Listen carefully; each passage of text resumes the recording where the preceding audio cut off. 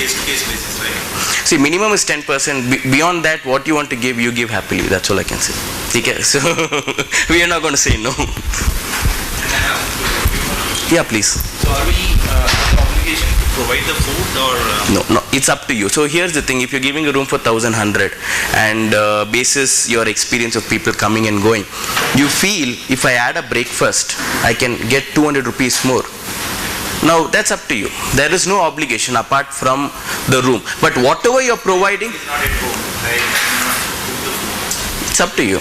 So that is again flexible on a day-to-day basis, on a month-to-month you can change. Correct.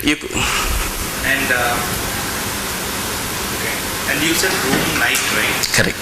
What is the timing? Is there any fixed timing, standard time? Like? Room night it's only 12 hours from evening 6 to morning 6 or it's 24 hours?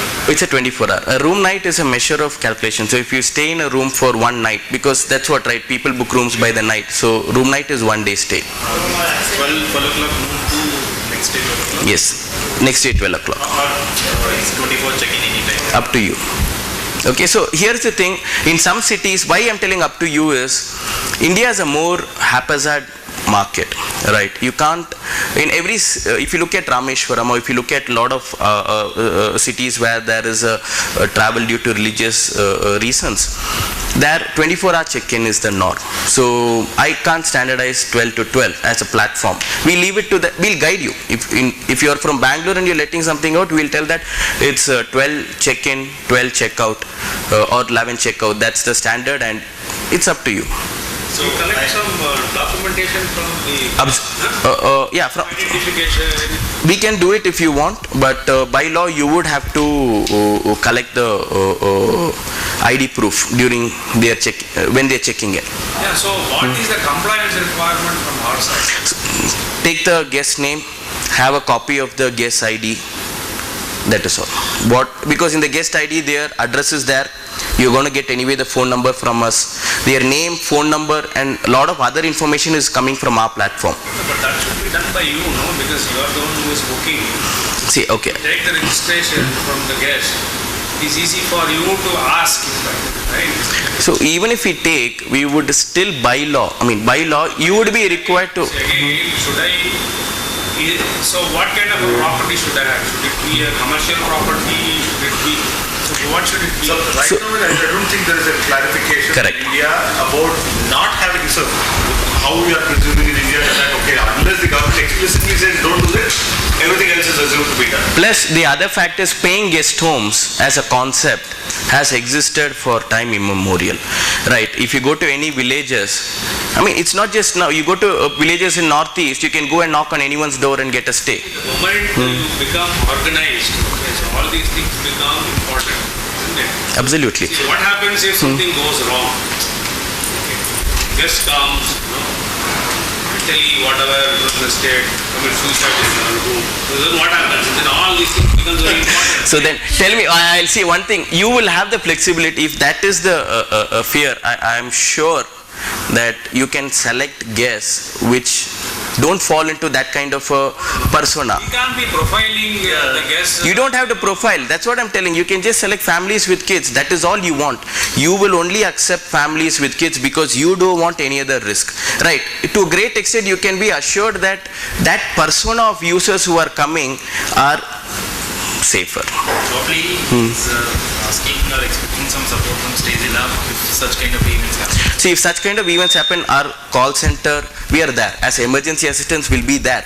But then, by law, you would still have to get that. See, somebody has to see the ID card once. ID card is understandable. Because for me also, I would like to keep it because whatever happens, the guy misbehaves, he becomes a rogue, So it is all possible. So I want to even file a complaint, I need his ID. Correct. So that part anyway we will do. But by law, what is the requirement? I think the key difference that all of us he's also resounding the same thing, is as Stagila, like if the guest botches up, Airbnb's insurance immediately triggers it. That's a cash. But in case of cases, I don't think Airbnb is going to be here. Stagila is an Indian company. It's going to be here, right? At the end of the day, when it comes to emergency support or services, we have a much larger width than Airbnb in India. We are a 400-member team. You feel free to come to our Chennai offices any day. Okay, we are a 400-member team. In India, I think Airbnb has 20 members. No, let So, me too, but correct. this apportionment, there is a standing, there is an organization, there is a US organization who's giving it to us clearly that if we say the guest misbehave, that's about it. There is already an insurance company registered. I get it. See, this is the cash. His question was little bit more concerned towards the... Yes, the same thing. If correct. somebody is coming and doing some crime in my house and then he walks scot-free the next morning, I report that to Airbnb and instantly there is a paper trail of... At least is there No, that you can do all that. See, the same kind of support. Okay, so here's the thing. With Airbnb, you have to contact Airbnb. We have something called a concierge. We also act as a concierge for you. Right. I was telling that in case a guest calls you, you don't have to pick the call. If you can let Stayzilla handle it. It's because we are your concierge. We are not just an open marketplace. We are an end-to-end marketplace. When the guest checks in or 2 days before a guest checks in, we also have a concierge platform where you would get the updated check-in time. You would get to see how far the guest is from your house. Let's say today is the check-in date. You would know that a guest is 400 kilometers away. On the same platform, you can ping us on check-in, check-out. Has a guest come in, not come in, you will see an immediate action. If you don't ping or if the guest doesn't ping, we actually call up. We proactively call up the guest to ask what happened, why haven't you checked in, is there any problem, have you missed the direction. The same thing on checkout also happens. So from that, if you're asking about how do I communicate to Stayzilla, you don't have to worry about communicating to Stayzilla because this thing is proactive. We call up the guest or the host before a check-in and check-out proactively. If you have not used the concierge platform to update that guest has checked in, not checked in, it's just a simple thing that you have to do. Is there a general insurance policy any hotelier follows? You're asking about... Host can actually voluntarily do that. See, to be honest, we are speaking with insurance companies. We are speaking with insurance companies in India, right? So structuring it is slightly different for India. It's not that we don't want to do it, but it will take us phase 2 to get there. And we would require your support in the meantime. Okay, it won't be possible for us to get that first and then get the platform built out. We'll have to build out the platform while we are working on that, because what happens is how many people can you guarantee? How many hosts can you guarantee? So the biggest, having been a host for the last 1.5 years, the biggest concern that we have is the social profile of the guest, which is assured with Airbnb, where there is a guest rating, there is a referral points, there are all those things. So I didn't see anywhere you mention about these aspects, because that's of paramount importance, that at least there is a 7-degree circle where people are... So you're talking about LinkedIn, Facebook... see my own Airbnb profile, if you go and see how have I behaved as a host in 12 different countries and 40 different places that I've stayed, and then there's a review of me, and then as a host, how have I helped? So those are things that probably is the key for me, without which I wouldn't even be thinking of listing myself anywhere. Okay, so I understand. Now I'll have to take that upon advisement, because we are not doing reviews and ratings. The one difference between Airbnb and us is they don't handhold you. It's not an end-to-end marketplace. They don't call you up if a guest doesn't check in to ask what has happened. Right? We do that. We give a little bit more guarantee as to what kind of guests are coming. Is it the profile that you have selected? If you have selected that, if you have said that I want only families with kids, some other person does not turn up at your house. That is a guarantee that we take. That is the liability that we are taking. Right? So as a marketplace, these are all stuff that we are the ones who are doing it. So a review or a rating of the host or a guest, right? What we want to do is, in India, it's not possible to really scale up supply and scale up this business. If we have to start off with review and rating, we'll have to set the benchmarks. We'll have to ensure that we have good background verification for the host that is done, and at the same time... It's a guest who is reviewing the host and the host reviewing the guest. That's all is required. No? Correct. I'm not telling no, but initially how do you see it? So I think, So initially you have to set the benchmark, right? That's what we are doing. Maybe in 1 year's time you'll have sufficient reviews and ratings of host and guests for you to be able to make a clear decision. But in the meantime, you can always use the filter, and you can use Stayzilla's taking up the liability for you in terms of what kind of guests you're getting. Just now you said you have no control over who comes in, right? So I can just register as an individual. No, I just said that, see, Stagezilla takes up the liability of, if you tell, I want a family with kids, that somebody else does not turn up at the door. Okay, so that we'll take up the liability. Ensure that whatever you have selected. Liability just begins and ends there, because if a family with kid comes and something is broken in my house and I have no means and methods, and Stagezilla will not step into to settle the dispute. See, what you're asking for is at the end of the day only an insurance. Insurance can be done in various ways. I'll put it. Insurance, verification of the.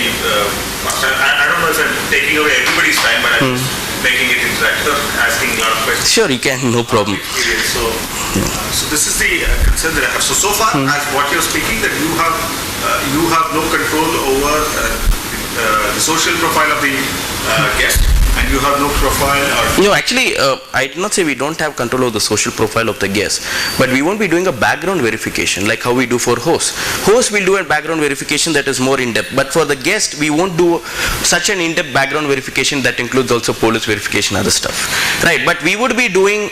See, I don't think Airbnb does police verification for hosts. We do it. So we do it for this thing. So maybe the difference here is your context is Airbnb. Okay, and the context for Stagezilla is slightly different. When I'm talking about host background verification, we're talking about police verification. When I'm talking about guests, we don't do background verification. I'm telling we can't do police verification for all guests, right? But to a great extent, we do have the profile and everything. If required, we would even get their passport, so that the liability is on us. So that's what I'm telling. When you tell you want only family with kids, the liability of ensuring that you get family with kids is with us. You don't have to worry. Now, after they check in, if in case something gets broken, the kid is naughty or whatever, right? Yeah, that's an insurance thing which, like I've stated, we'll have to take it in the second step. We'll need some mass or some volume before we can really start pushing for it across the network. See, there is something called a bread and breakfast scheme in the government of India. Correct. Yeah. So there are five states that also have the homestay policy very clearly. Right. You can, yeah. I mean, for cities, Bangalore city, there is a bread and breakfast scheme that is available. So are you not insisting that we be registered there? See, you are saying that we are going to do a police verification on the host. Correct. Right. So tomorrow, what is your guidance in terms of? So see, whatever complaints or information that you require, if suppose a particular state has clearly passed a law on what are the steps to be taken to open up your house or accept guests or become a B&B, we'll pass it across. But if their laws are not clear, if it is not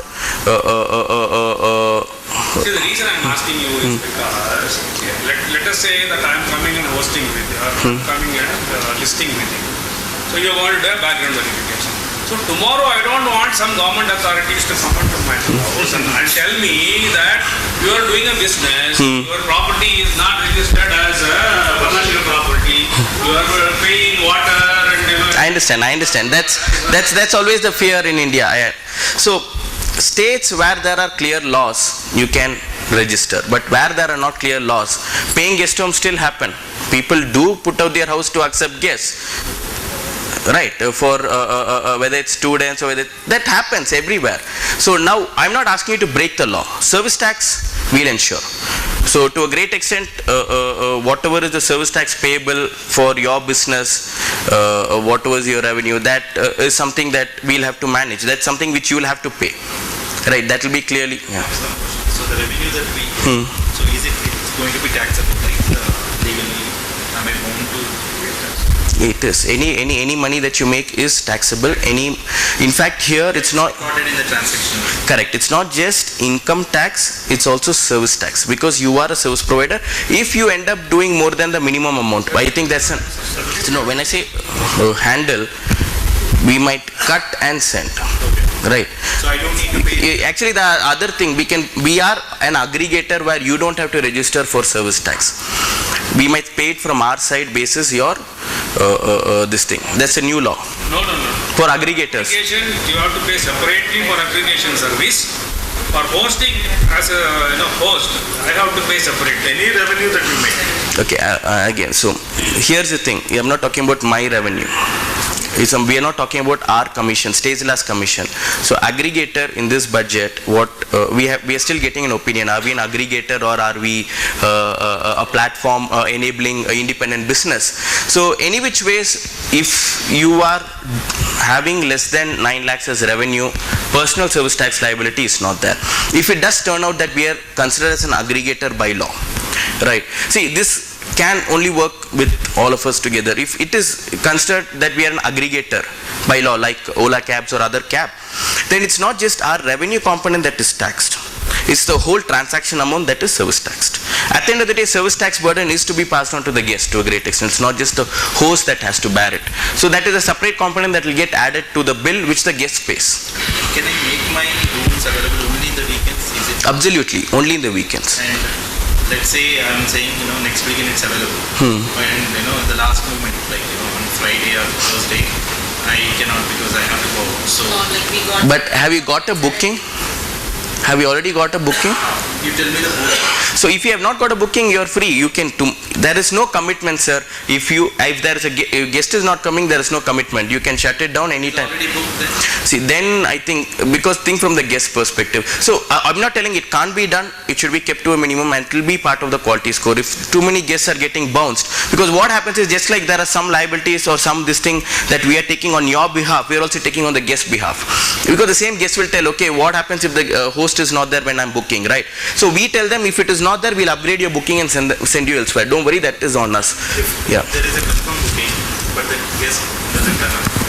So what happens? So we still will get some money? Or? You will have a cancellation policy. How you want it, it's up to you. So I think we have 5 times of cancellation policy, from very strict to very easy.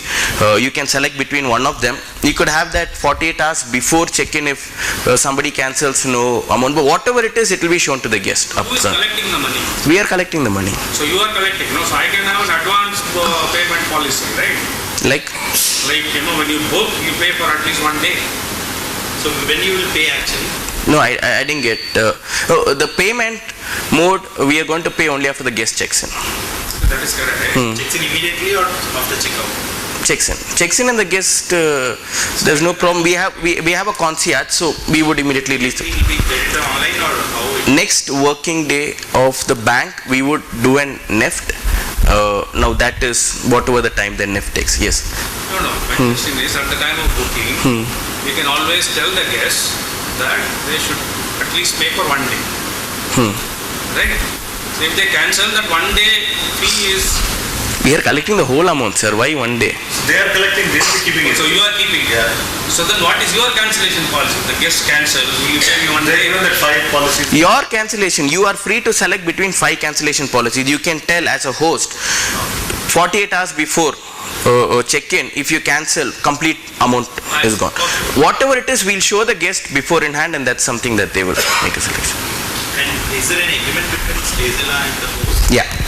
Legal agreement or just only signing up? It's a signing up. Yeah.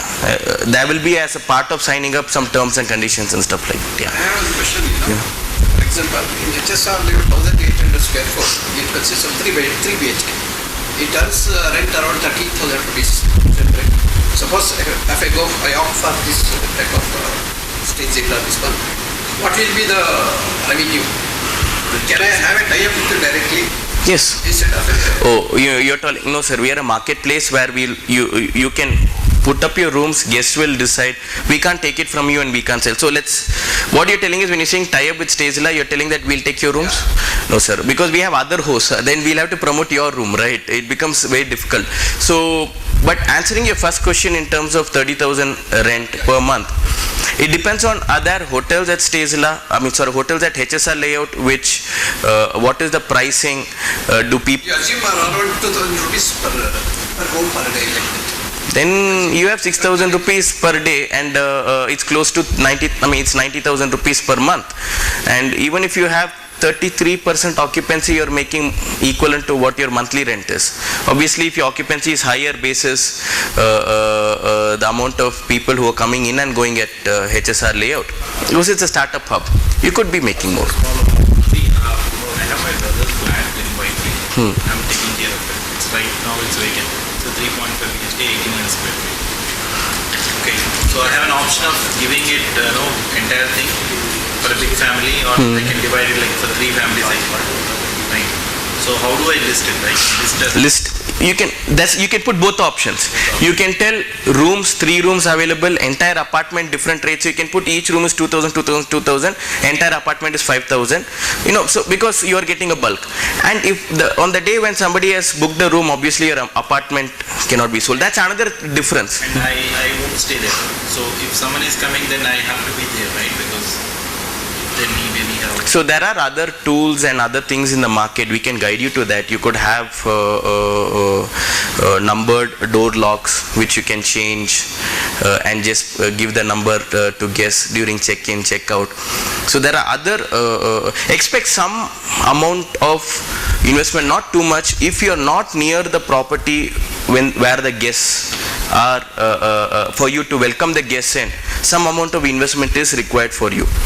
Right, so the other aspect of this numbered door lock things are, we are also looking at how we can incorporate that into our platform, so it can be a seamless service, but that's going to take time. And will there be any security deposit will get when they check in, or maybe one-time security deposit? So we have not, Like hotels, sometimes some hotels charge, right, 1 day or 2 days.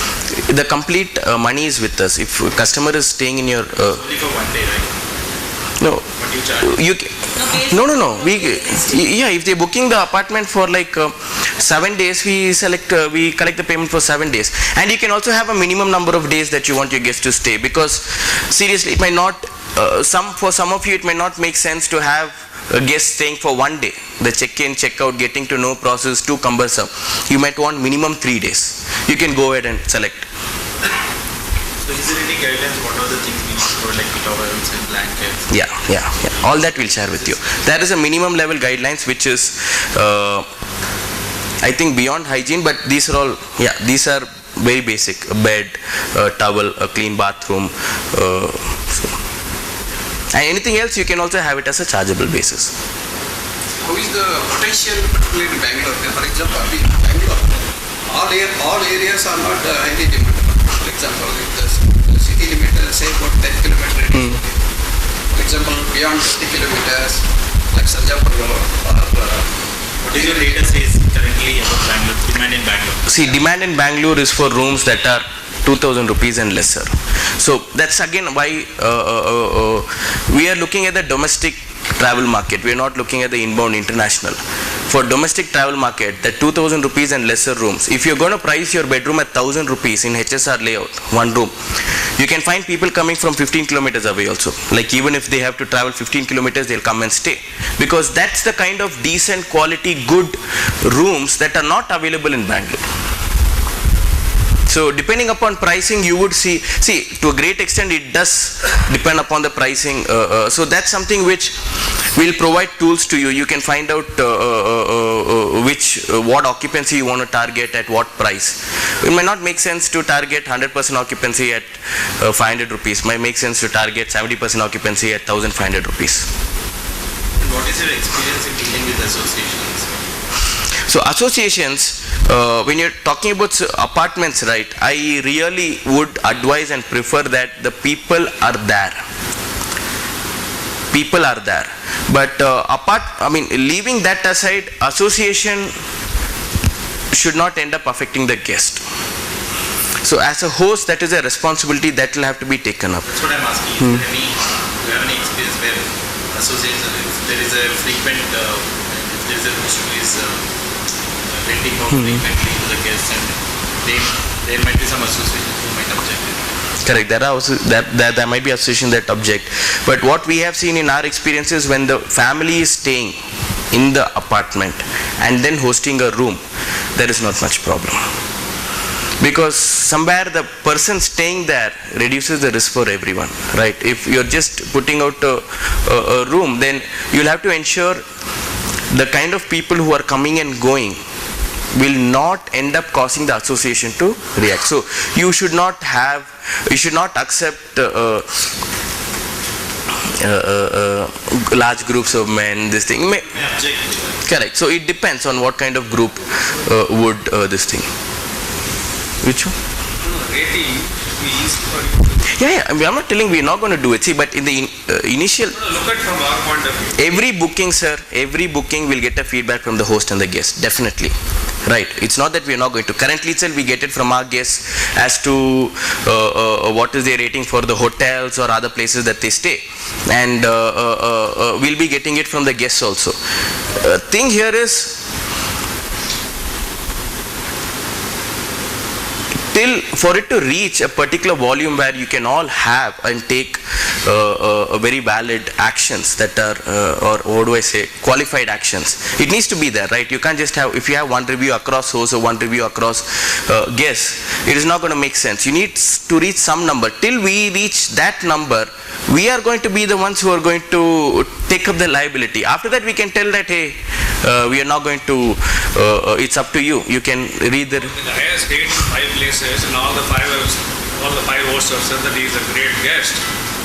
Then So I think Yeah, exactly. So maybe there is a threshold. Once we reach a threshold, we'll start showing. before the threshold, the key Airbnb crack before everything was to have a network or a large network of people. Like I just met him and I can write a good review about him, and the moment he registers with you, he's got a circle of friends who would have registered and said, okay, this guy is decent enough and he won't, he won't botch up things. At least that circle of this thing will help. So what we are doing is, what we are looking to do is not have you recommend him.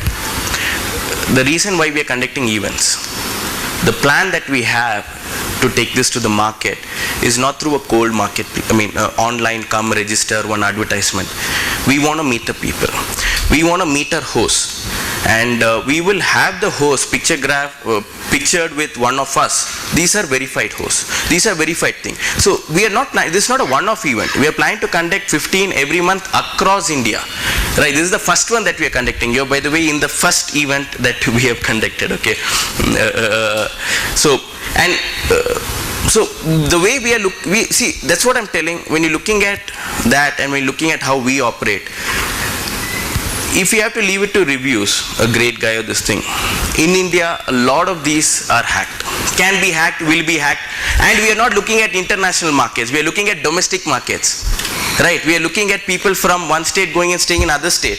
We want to have more amount of say and more amount of control over how we accept, whom we accept, what we can guarantee, what we can't guarantee. So again, we are not an open marketplace. An open marketplace has, like eBay, has this thing and they tell here, this is your review.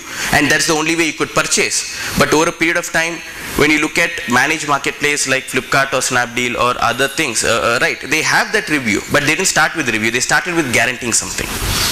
That's the difference. So when you look at us that there is a guarantee. These guys go and meet. If you are going to stay at a host's place, these guys would